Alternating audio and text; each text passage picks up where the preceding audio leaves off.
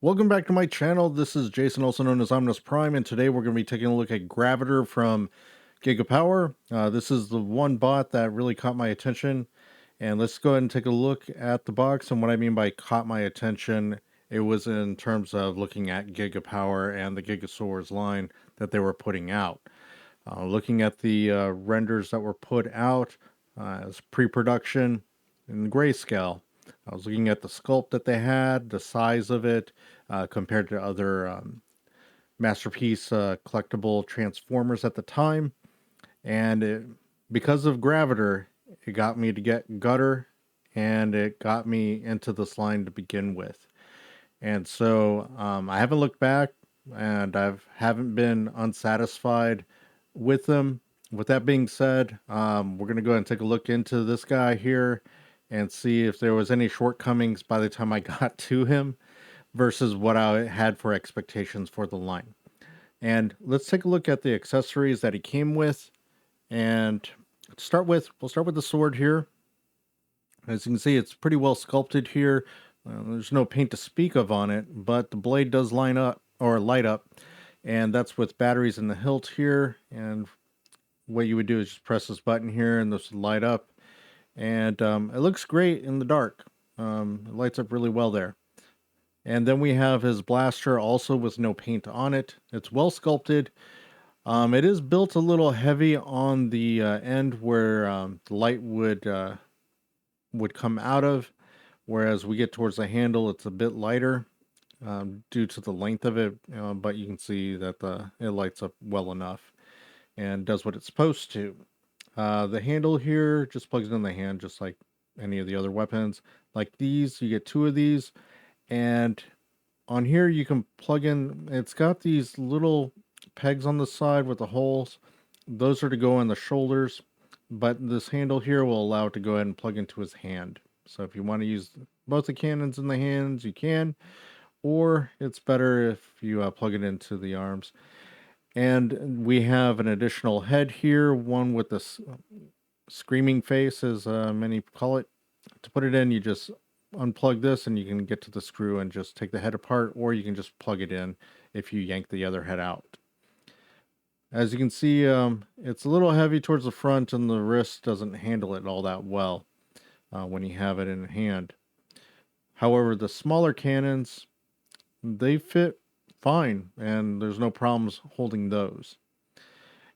But as I mentioned, it's better to go ahead and plug these into the side. At least that's how I like them. It's not a tight fit, and it doesn't fit in and plug in deeply, but you do have options to how you want to have this displayed. You do have to position the arm up a bit higher in order for that gun to point level. And I prefer to have these on the shoulders. And with him armed up like this, he looks like a strong beast here with his sword and his cannons. It's a good looking bot. And here he stands with MP44, just for some size comparisons with the Masterpiece line. I compare them all based on primes. And then we got Reboost for Carbots. And we have Ultra Magnus here. If you want to go something that's a little oversized, that's what most community seems to think about Ultra Magnus. We'll have one coming from X Transbots that we'll be able to compare later. And then we have him here with GigaPower Separador, their answer to Grimlock. And their Grimlock stands a little bit taller than their version of Sludge, which is the way I think it should be anyways. For articulation, you get a full 360 at the head, up on a hinge, down, and then at the shoulders, you can go out all the way to the side, and just move the wings out of the way, and you get a full 360. And at the elbow, or no, I'm sorry, not the elbow, I'm getting ahead of myself. You get a bicep swivel, and then you have 90 degrees at the elbow, and a full 360 with the wrists. The hands, I think this is where it kind of falls apart on this bot, because they changed how they designed the hands and trying to give more articulation. However, they got rid of the ball joint in the thumb, so it can only go up and down. And then the fingers are on a pin for each one of the joints there. And the waist you get is full 360. There's no ab crunch. It goes out front as far as you would possibly need. Out back just as far, but unfortunately the hip joints are weak. Even though they're ratcheted, they're not strong enough to support all this weight. I mean, it's a friction hinge on the out. At least this is what it feels like. It just doesn't hold. Out front here, the knees are less than 90 degrees, which is not ideal. And a lot of it has to do with all this bulk that's down here by the design of the character. But you do get a decent ankle rocker. However, with the size of the base of here, I mean, you get this toe tilt. It looks cool how everything moves around. But yeah, you can see that from how beefy they made this guy. You don't get much articulation out of the bottom. I mean, you get the wings, you can splay them out how you wish, and he looks great. There's a good presence here. Let's go ahead and get him transformed. We're going to go ahead and rotate this down into the cavity here while opening up the chest here. And then we're going to go to the arms. The shoulder joints are really tight on this because it's got to support the body in dyno mode. You're going to go ahead and create a fist. Now, because the thumb is on a swivel instead of a ball joint now, you're going to have to position it off to the side here for the thumb alongside the fist. And then you're going to go ahead and open this up by pulling and rolling it down. And I like to put the back end of the hand on the inside like this with the fingers pointed upwards, and that'll close up nicely. We're going to do the same on the other side. Make a fist, rotate the thumb to where it's on top on the hinge. Then we're going to go ahead and pull the fist forward, which will unhinge it. And then we can go ahead and rotate the fist so that the back of the hand rests inside like this. And then we're going to go ahead and rotate this back up into place and then push this down to go ahead and close that up. And that's all done. We're going to need to rotate these up and out of the way. This will allow for the wings of sledges here to go ahead and come around the front of the body to close up and make the back of the dyno. I like to unplug this the head here from a peg, rotate the neck up of the dyno mode, and just plug this into that peg here, and we'll work on the rest of that here in just a bit. Just rotating this out of the way so we can get the space, and you're going to go ahead and open up the legs here by unclipping that. We've done this with the Dinobots here. And you're going to rotate this down, this flap, and this will unpeg here so we can unroll the inside of the leg out.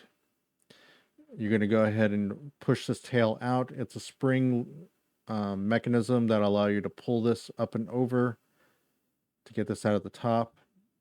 And then you're going to push this panel down and out of the way. And we can go ahead and unconnect this here. It's on a spring. And you can just rotate this out,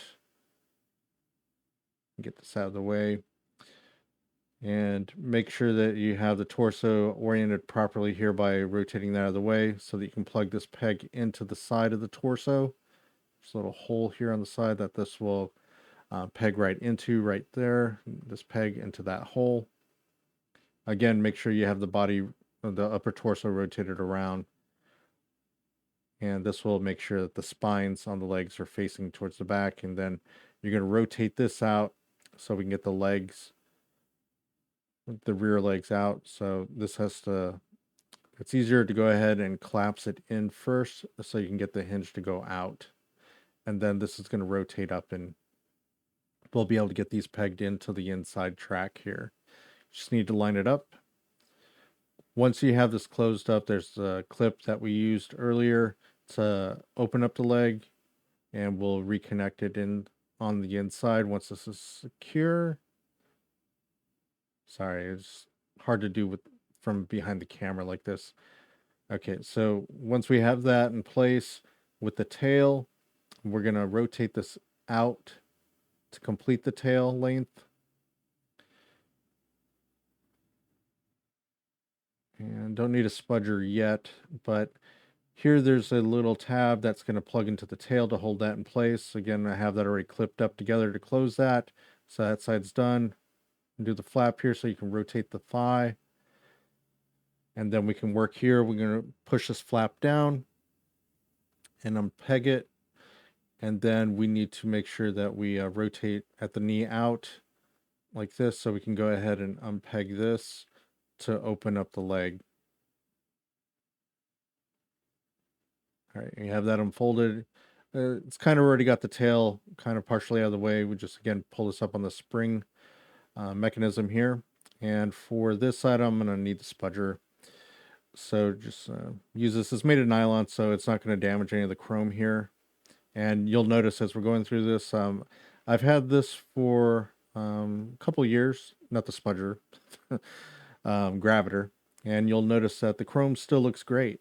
And okay, just rotate this out. Yeah, just bend it in towards you first, and then you should be able to rock it until it gets pegged into those holes.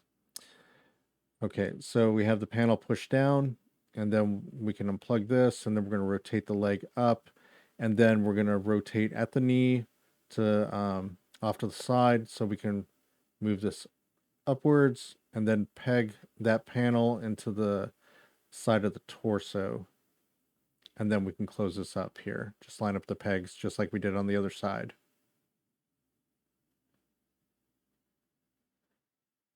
All right, and then just go ahead and clip this back together to hold the legs or the leg together. And then we'll be able to go ahead and get the tail into place here. There's a little peg there you can see here that the tail will go into. And then we have this tab that's going to go into the slot here at the base. All right, once that's in, clips it together. And once you're able to get everything pegged together, the tail will hold solid. These are on a slider, so you're going to push forward to slide them into place. And then you're going to rotate them out. And they have these little cutout areas here, so it kind of lines up and will go together and line up. But go ahead and sandwich the legs together on the pegs, and then we can orient this from the bottom here. Just move the legs out of the way. You just have to position it because there's some sculpted detail that you just need to work around so you can get these closed up around. And let me try something a little different here on this side. There we go. See, it just goes up and over like that. And then on the underbelly here, you just go ahead and fold these in to go ahead and close up that gap. And it just holds that together. Once you have everything lined up properly, because if you don't have the waist lined up properly, you're not going to be able to close everything up properly here, and you may have some breaks in the seam there in the center. But you lift up these flaps, and that way you can rotate the legs out. And it's a little hard to do with one hand to rotate them out because the joints are really stiff. And you rotate the toes out. Okay, the toes are oriented, and there's two pegs on the inside that hold the legs in place. You just have to angle the shoulder parts of the legs, for lack of a better term for it, so you can angle them out and rotate them down, and then get the toes out like so. We're just about done here. You just rotate the neck until you can get that faced upward where the joint works. Split this apart here at the neck. It's a little tight.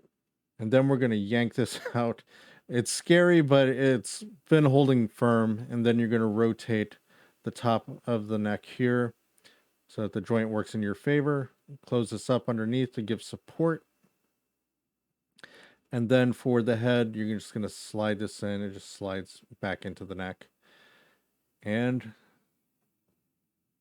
down here in the front legs, it's the two toes need to be rotated forward to have the right angle. This will also make it so that the elbow joints bend in the right way for the dyno mode.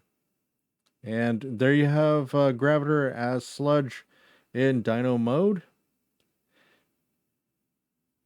And that's about as far as the neck joint goes. Doesn't go as far up as I thought it did for some reason. I can't remember. It's been a while since I've had him in dyno mode. He's got a couple cannons inside here in the mouth. And depending on the version of Graviter you get, because there's other versions than just the chrome version, you can get some other fire effects that go with it, and you can plug those into the mouth.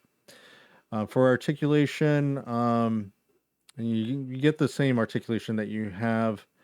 Let me close this up. Sorry, that you get in bot mode there at the elbow.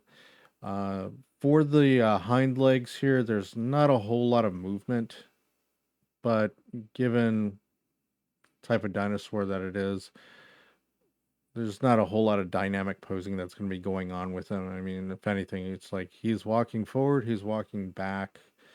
The tail, you get a little bit of movement out of it, but it's kind of what it is for what this is. You can rotate the neck around, so if you wanted to pose it where the neck is, completely pointed down, you could. You just rotate it around, then rotate the head around. And then for these cannons, as I showed you in bot mode, they plug in the same areas. It's just that you can have them in the rear if you want, or you can put them up front. Cartoon, you never had them on. It's just more of like a leftover from like the toy. But there you have them. Ready for battle. None of the other weapons will plug in anywhere on him in this mode. All right, so let's go ahead and get him back into bot mode. So we're going to reverse the steps here. And for some reason, this is kind of like going downhill. It seems to be easier for me going to bot mode. We just got to open this up here. And be careful how you slide this in, but it's going to slide right back in. It is a plastic piece that you're pushing in, but it is kind of, it's got teeth, so it's kind of ratcheted in that way. You just line this up. There's a gap in the back here that the head will rest in, or the black piece beneath the head will rest in. And then you rotate this around and get the front legs out of the way here so you can rotate the wings out and get those unplugged from the neck. And this will pretty much get what the upper torso needs to have done. You have to unpeg these before you can twist the legs. And you're going to need to get these out of this gap in order to go ahead and get the legs to split open. So you just slide these back up. Remember, it's on a sliding mechanism, and that makes it easier to go ahead and get these out of that cavity at the bottom. And just move these out of the way. Position it like this, and this will allow you to go ahead and split this open. Be careful with the tail when you're doing this, because there's pegs. And then just split that open. And then I find it easier if you rotate the knee, but first go ahead and shorten the length of the tail so that you'll have a little bit more room to operate here. All right, so once you're able to lift up what would be the knee pad, this will allow you to get the tail out of the way so you can unpeg this clip, and this will allow you to open the bottom of the leg, and then rotate this into place and rotate the thigh so that everything is facing in the right direction. And like I said, I like to work on both legs or both arms, whichever I'm working on them at the same time instead of working on one and then going on to the next. So if you're used to seeing step-by-steps, where it's one appendage as you go, I apologize for that. This is just my preference. So close up the toes. Again, this is difficult to do with one hand because the joint will move on me. But you get the leg back in and you close the flap, and there's two pegs there you're going to rotate this into and then plug it in. You just need to push it in once you have it aligned and then close it up like that. Okay, and then what you'll do is you'll need to rock this into place, but before we get there, we'll move this flap up to form the bottom of the foot. You could try to plug this in. There's a spring mechanism. You just plug it in there.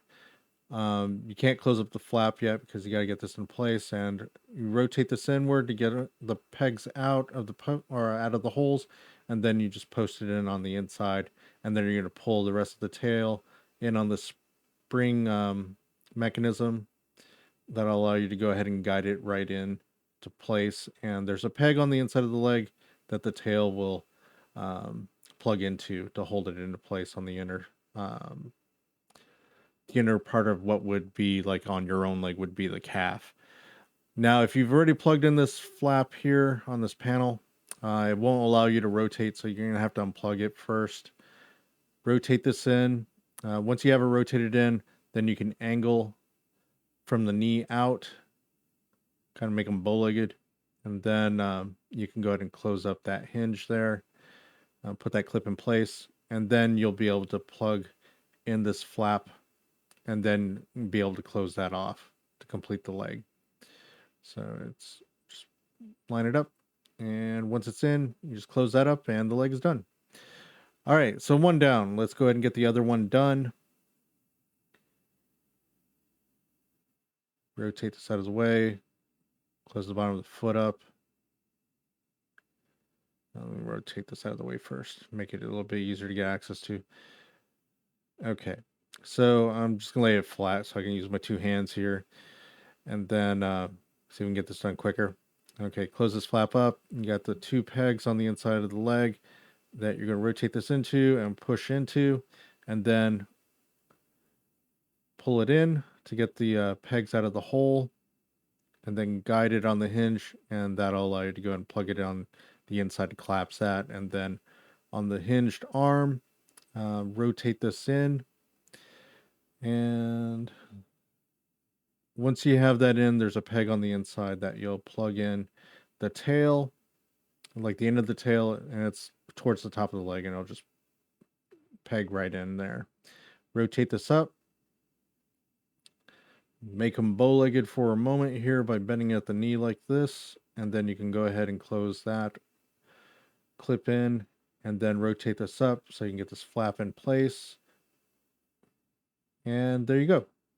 All right, so legs are done. We're going to rotate the waist here so we can get them facing properly. A little turntable action there. All right, so we got them in place here. Rotate the arms forward. Rotate here so we have the forearms oriented properly with the elbow joint towards the back. I don't know if you caught that, but the elbow joints are actually built with the additional sculpted material back there, as it were.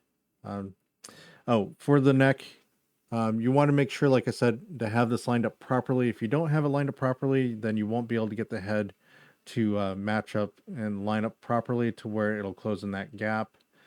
There's a peg underneath, so be careful when you're doing that so you can avoid scraping, and just guide it in and it'll plug right in just like that.